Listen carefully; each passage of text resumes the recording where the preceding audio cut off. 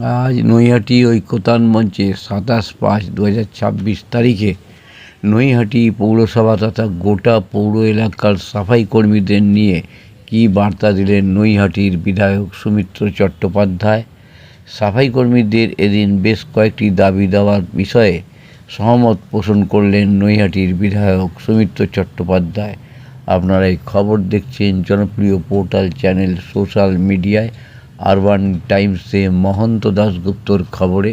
ভালো লাগলে অবশ্যই সাবস্ক্রাইব করবেন ও বেশি বেশি করে শেয়ার ও লাইক করবেন।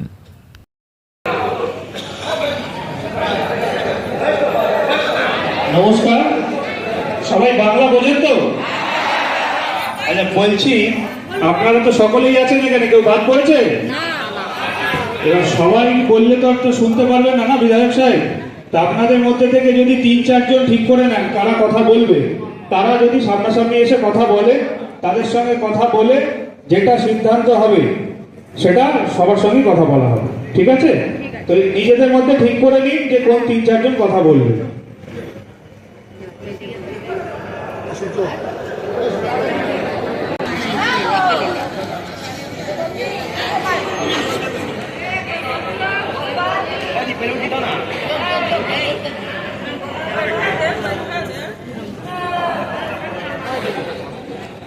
আচ্ছা, সম্বর্ধনা কেউ দেবেন নাকি?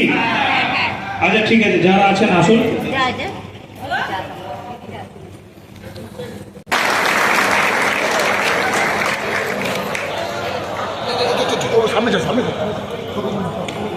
আমরা এই ঘুরে যাও ঘুরে যাও।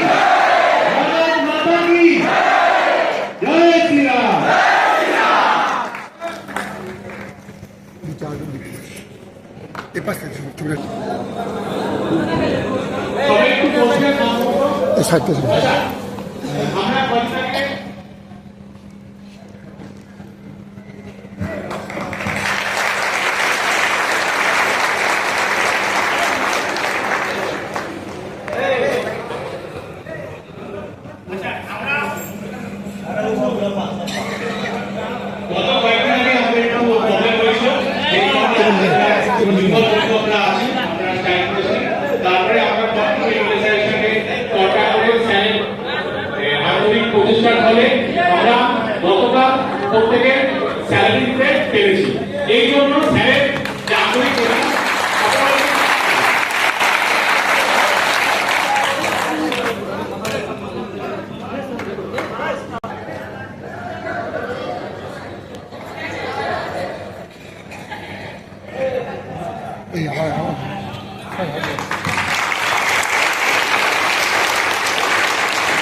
भारत माता की, भारत माता की, भारत माता की जय श्री राम।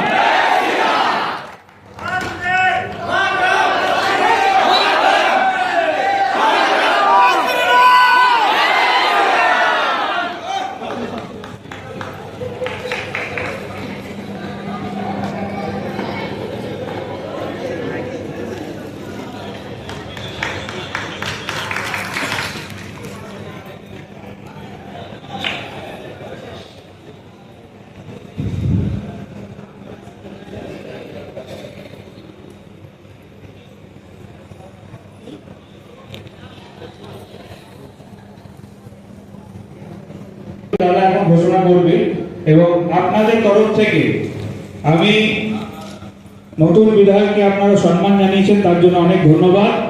আর আপনাদের কাছে আশা করব যদি কোনো সমস্যা হয় তাহলে আপনারা আমাদের সঙ্গে বিধায়ক সাহেবের সঙ্গে আলোচনা করে সেই সমস্যার সমাধানে এগিয়ে আসবেন। আর আমি বক্তব্য খুব বেশি বাড়াবো না, আমাদের মাননীয় বিধায়ক, তাকে আমি মাইক ছেড়ে দিচ্ছি তার কথা বলার জন্য। দাদা,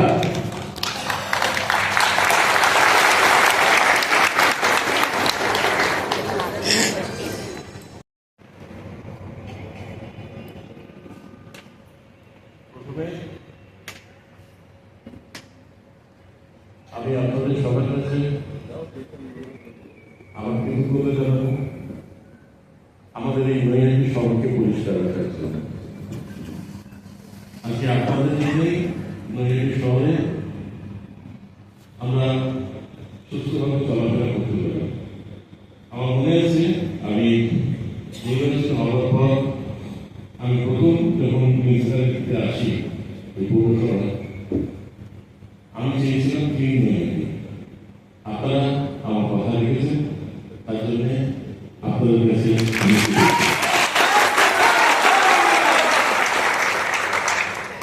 আপনাদের দাবি দেওয়াগুলো আমি পড়েছি। আমি নিজে কিছুদিনের জন্য বাইরে গিয়েছিলাম। প্রথম আপনাদের দাবি দেওয়া সেটা হচ্ছে স্থায়ীকরণের ব্যাপারে। দেখুন, স্থায়ীকরণের ব্যাপারে এটা আমাদের সরকারের ডিসিশন হবে।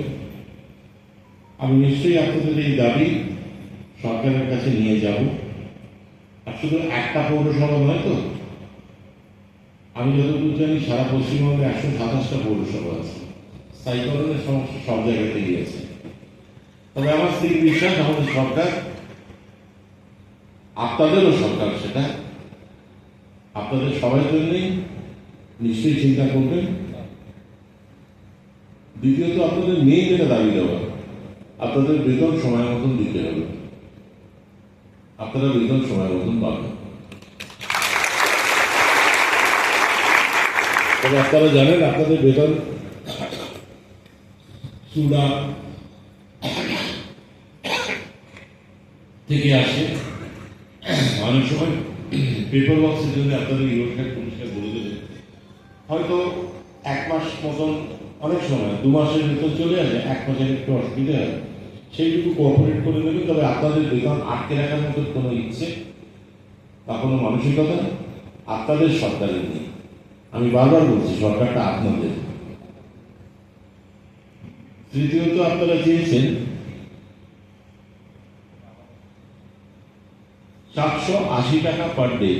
এটা আমি তো আজকেই এসেছি, আমি এটাকে ইউ সাহেবের সঙ্গে বসবো, বসে এটা যতটা করা সম্ভব নিশ্চয়ই করব। আপনারা পরিচয়পত্র চেয়েছেন। অ্যাকচুয়ালি আপনারা মিউনিসিপ্যালিটির জন্য যে কাজটা করেন, এটা আপনাদের বেতন বলা উচিত না, এটা আপনাদের সাম্মানিক বলা উচিত। তাই সম্মানিক যেটা আমাদের দেওয়া উচিত সেটা তো আমরা দেবই। আর আপনাদের একটা কার্ড, যেটা আপনারা চেয়েছেন সেই ধরনের একটা কার্ড আমরা করে দেবো। আপনাদের এই দাবিটা আমি নিশ্চয়ই মেনে নেব।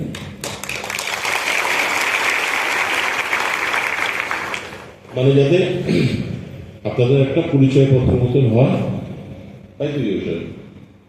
ওনারা তো এটা সাম্মানিক পাবেন, বেতন ঠিক বললে ওনাদের ছোট করা হবে, কারণ আমরা যা দিই তার থেকে ওরা অনেক বেশি কাজ করে। দেখুন, ইএসআই আর পিএফ এটা যখন আপনারা এই হয়ে যাবেন, অর্থাৎ পার্মানেন্ট হয়ে যাবে, তখন অটোমেটিক্যালি আপনারা ইএসআই পিএফ পাবেন।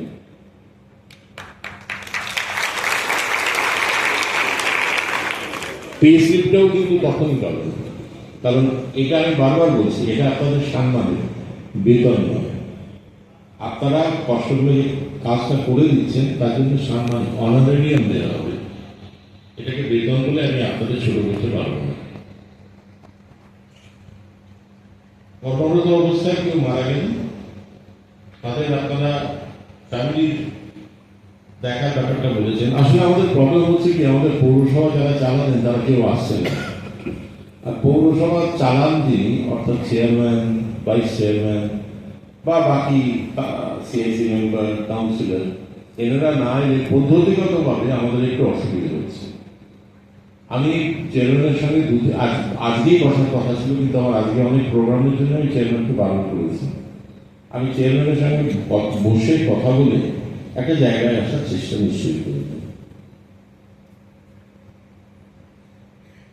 পিএসসিপির ব্যাপারটা মিটলো, পরিচয়পত্র তো দিচ্ছে। ও হ্যাঁ, যেটা মোস্ট ইম্পর্টেন্ট সেটা হচ্ছে আপনাদের কাজে অনেক ঝুঁকি আছে, অর্থাৎ আপনাদের গ্লাভস বা গামবুট এই ধরনের জিনিস আপনাদের প্রয়োজন হবে, যাতে আপনারা নিজেদের সুস্থ ঠিক রাখতে পারেন। আমি কথা দিচ্ছি আপনারা সেটা পাবেন।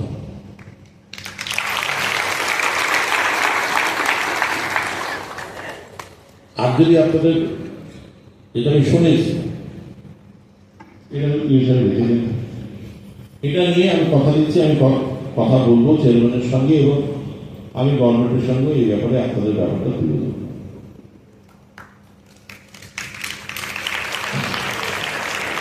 আরেকটা আমি খবর পেয়েছি, আপনারা যে সুষ্ঠুভাবে কাজ করেন এর মধ্যে হয়তো এমন কিছু মানুষ আছে যারা আপনাদের থেকে বিভিন্নভাবে টাকা পয়সা বিমান করেন কোনো কাজ দেওয়ার জন্য।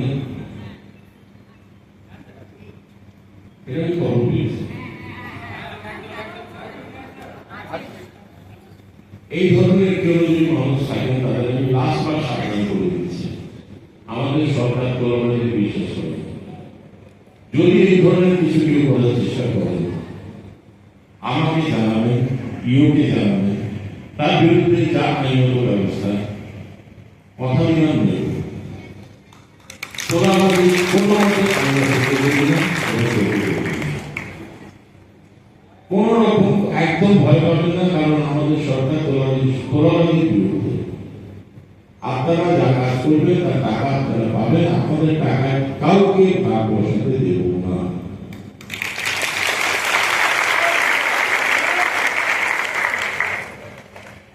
আমার বক্তব্য আমি দীর্ঘায়িত করবো না। আশা করি আপনাদের যা চাহিদা ছিল তার কিছুটা হয়তো 1% পূরণ করতে পারবো, তবে এক জায়গায় আমরা কোনো কম্প্রোমাইজে যাব না, কাউকে কোনো টাকা দেবেন না।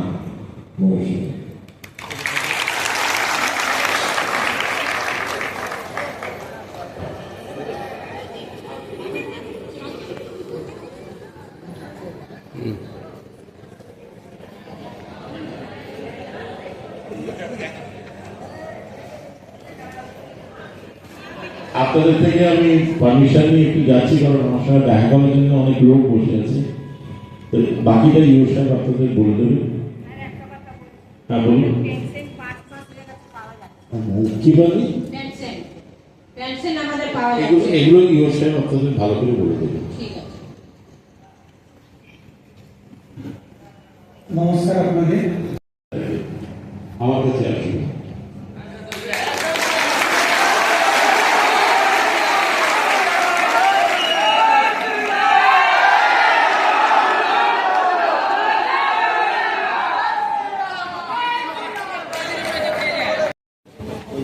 এর সঙ্গে আপনি বৈঠকে বললেন এবং পজিটিভ দিকগুলো যা হয়েছে দাবি দেওয়া হয়েছে, বিশেষ করে আইডেন্টিটি কার্ড, ইএসআইপিএফ সহ মানে নিয়ম মতো বেতন দেওয়ার দাবি করেছিল, সেগুলো আপনি সবগুলি দেখবেন বলে আশ্বাস করে দিলেন।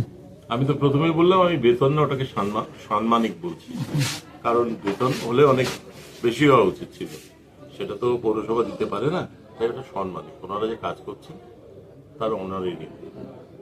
আপনি আরেকটা কথা বললেন যে এখানে যদি কোনো তোলাবাজি চলে কোনো মতেই কম্প্রোমাইজ করবেন না, অর্থাৎ জিরো টলারেন্স। কিছু মানে শ্রমিককে বলতে শোনা গেল এরকম কিছু মানে অভিযোগ উঠলো যে টাকা নেওয়ার ব্যাপারটা ছিল, কোন রকম তোলাবাজি হতে দেবো না।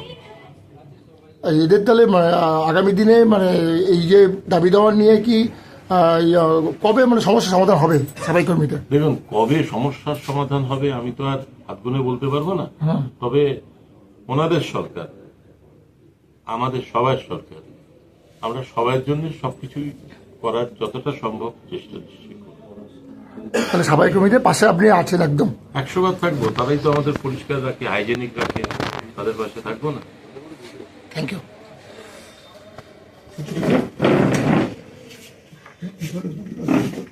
মৌসুমি বল যে প্রি মনসুন ওয়ার্কটা আমাদের চালু করতে আমরা আপনারা উপর ডিপেন্ড করছি। আপনারা একটু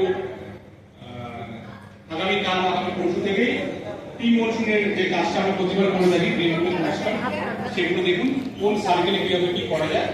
আপনারা আমাদের সুপারভাইজারের সাথে কথা বলুন, আপনারাও এগিয়ে আসুন, আমরাও এগিয়ে আসবো, সেই মতো করা যায় একটু দেখুন।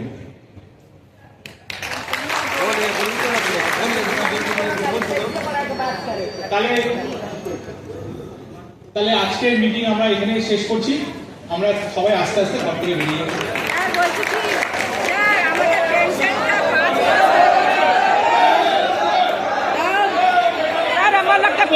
আস্তে আস্তে আস্তে আস্তে আস্তে আস্তে আস্তে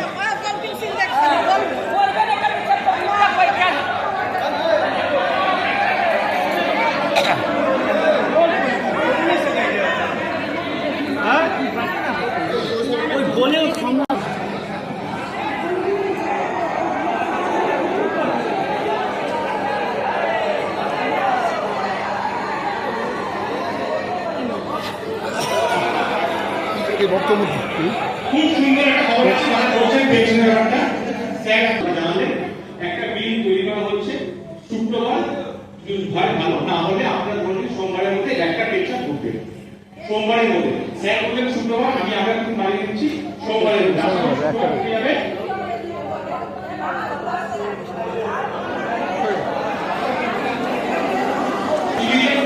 আপনার চেষ্টা করেছে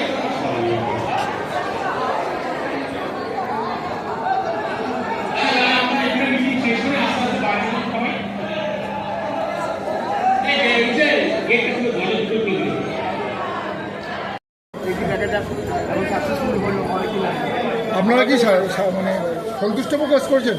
কিছুটা হয়তো সন্তোষ প্রকাশ করেছি। এখন সবার দাবি সবাই যা মানবে সেটাই হবে। বলতে গভর্নমেন্ট থেকে আসলে আমাদের সেটাই হবে। আপনার নাম? আমাদের সঙ্গে আপনি এমএলএ বৈঠকে বলছো তোমাদের ছাপাই কর্মীদের বিভিন্ন দাবি দাওয়া নিয়ে কতটা সন্তুষ্ট?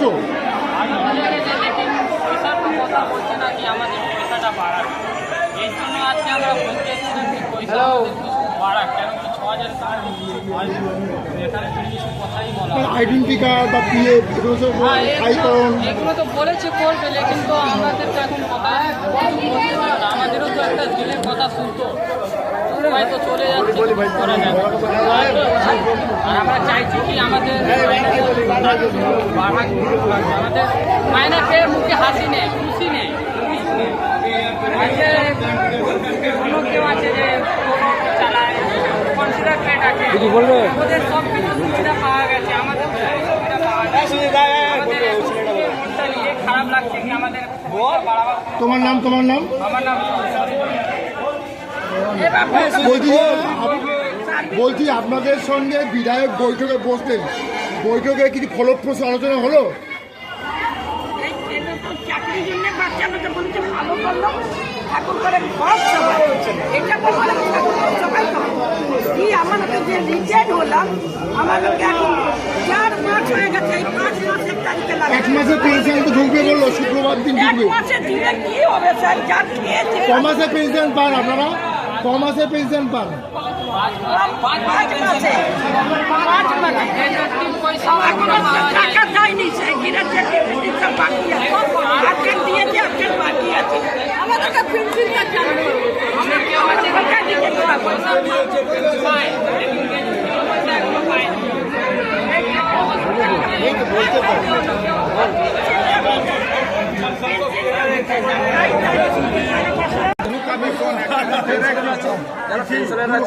যারা জেনারেল কেস আছে আরে তাদের অনেক অভিযোগ আছে, আপনার সেই অভিযোগগুলো দাবি আছে, তারা অনেক চেষ্টা করেছে।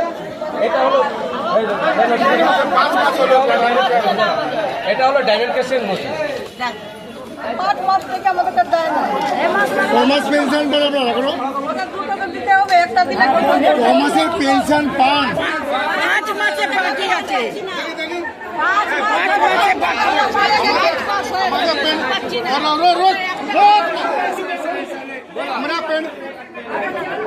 আমরা পেনশন ভালো মতো পাচ্ছি না, এই 5 মাস আমাদের চলছে। একটা পেনশন দেবে, একটা পেনশন দিলে কি হবে আমাদের? আমাদের 3টে পেনশনটা ক্লিয়ার করো, একটা দিলে কি হবে? 3টে আমাকে দাও। আপনাদের বলা হলো 1 মাসে পেনশন দেবে, 1 মাসে নিয়ে কি হবে?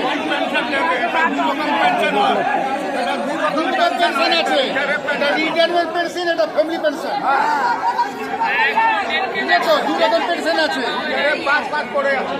যে রিটায়ার হয়ে গেছে 5 মাস এখন চলছে।